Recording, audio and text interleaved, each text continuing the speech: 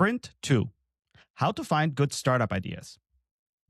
This sprint focuses on coaching you to find an exciting idea or figuring out if an idea that you have been thinking about is worth spending time developing further. The key to understanding how good an idea is requires you to understand the fundamental principle of entrepreneurship. All successful entrepreneurs make some group of people so happy that they will gladly give them money in return.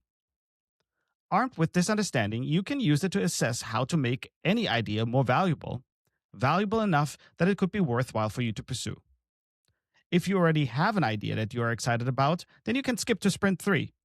But most ideas do not work, so Sprint 3 may send you back here.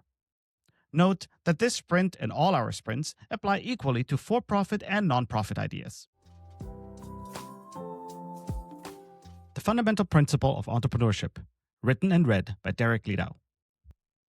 All successful entrepreneurs throughout time have done one thing. Successful entrepreneurs make some group of people so happy that they are gladly given money in return.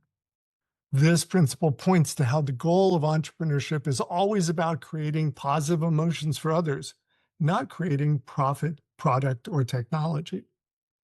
Entrepreneurial success always requires focusing on a specific group of people that are not as happy as they want to be or dream to be.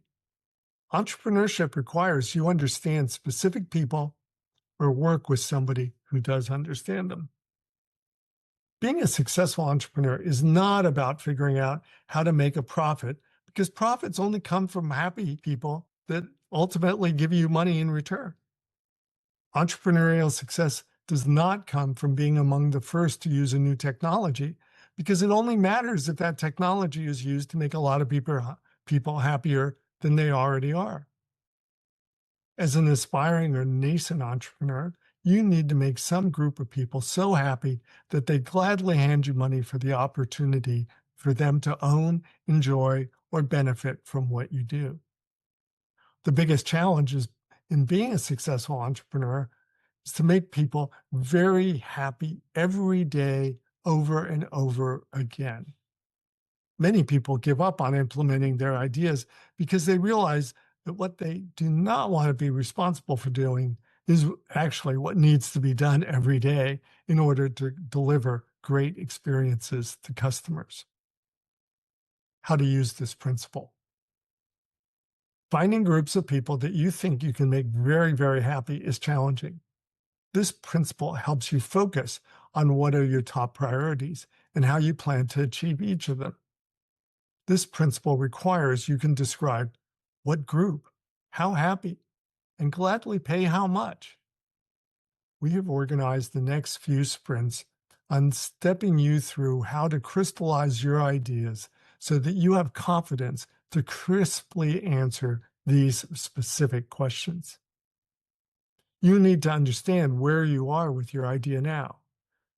Until you can prove your idea can make some group very happy, you must be skeptical of whatever idea you have now. It is easy to fool yourself. No entrepreneur's first idea has ever been perfectly envisioned. Every successful entrepreneur throughout time has had to modify their idea to make it more exciting. Very often, they've even had to change both their idea and which group their product or service is targeted at. Furthermore, entrepreneurs have always been surprised at how much or how little customers are willing to pay to own, enjoy, or benefit from their product or service. Keeping this principle front and center improves your chances of success in a very reliable, productive, and effective way. Here are some basic questions to get you to contemplate about the potential success of your idea. What group of people do you plan to make happy? How well do you know this group? Do you know everyone in this group or just some people in this group? If you only know some people, then who are the ones that you do know? If they're just friends and family, then you're on very shaky ground. Entrepreneurs that have worked for other firms in the field have a leg up. They have seen and may understand how existing customers for that product or service evaluate which ones they gladly buy. Why do you think that? Why can you make this specific group very happy? Is it because they all share a frustration or some specific desire? There must be a reason, and you need to know it. How happy can you make this group? If you know the group, well, then you know this answer. Why do you think that? If they are already content with what they have, then why exactly do you think you make things materially better for this group? If you plan to use a new technology, what are you assuming about how it will work to create a big positive emotional impact? People don't like changing their routines or what they think. So, what you deliver needs to more than compensate for any and all of these frustrations. What exactly would you be doing to create this happiness? What will other people need to do to help you enable you to do this? How much of this happiness creation will you be doing, and how much will you be relying on others to help you do? Where and how will you find these other people to help you? If you are only a small part of the plan, then you need to realize your plan needs to include how to find and train and support and ensure the success of the team of people who will be excited by the prospect of helping you succeed with your vision. How much will this group gladly pay for your product or service? You need to understand how the group you will be making happier equates their happiness with the assets that they own and the money that they earn. And how will you know that? Again, individuals experienced in selling similar products and services to this group will have an advantage of knowing the answer to this question.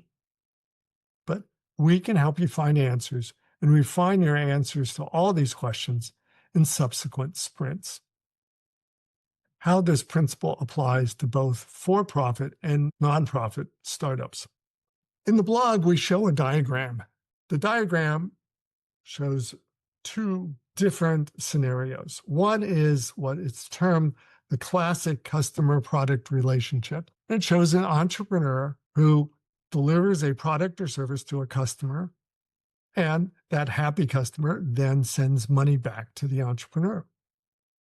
And this is the most basic entrepreneurial interaction. It involves an entrepreneur in delivering a product or service directly to a customer and receiving money directly back. Now, it could be also something more valuable than money, but it's usually just money. The second scenario is about a customer donor who gives money to deliver product to another user. So here, there are three parties. There's the entrepreneur, and they receive money from a customer that often is called a donor. And this money goes to the entrepreneur for them to deliver a product or service to some user or recipient. And this is the most basic model of a charitable enterprise. It involves the entrepreneur seeking funds from donors and delivering a product or service to a recipient that is made better off. The donor is technically the customer because they are the ones handing over the money. The recipient is often thought of as a customer too, but technically they're not. They are the user. Now, relative to the fundamental principle of entrepreneurship, nonprofit entrepreneurs must make their donors so happy about how they take care of their users that donors gladly give donations for them to do so. Now, it's interesting also to note that the nonprofit business model is also the same as an advertising funded business model. Advertisers pay firms like TV stations and entrepreneurs such as influencers to make their viewers happy enough that they gladly engage with the content that features their product or service. Sprint exercise. You've now read the article where we describe the fundamental principle of entrepreneurship and how to use it. With this new understanding, we ask you to answer the following 9 questions. What group of people do you plan to make happy? Why do you think that? How happy can you make this group? And why do you think that? What exactly would you be doing to create this happiness? What will other people need to do to help enable you to do this? Where and how will you find these other people to help you? How much will this group gladly pay for your product or service? And why do you think that? It's okay not to be certain about your answers, but do not waste your money implementing anything until you can. No entrepreneur's idea is perfect out of the box. We will help you refine and test your idea in sprints 3 through 6.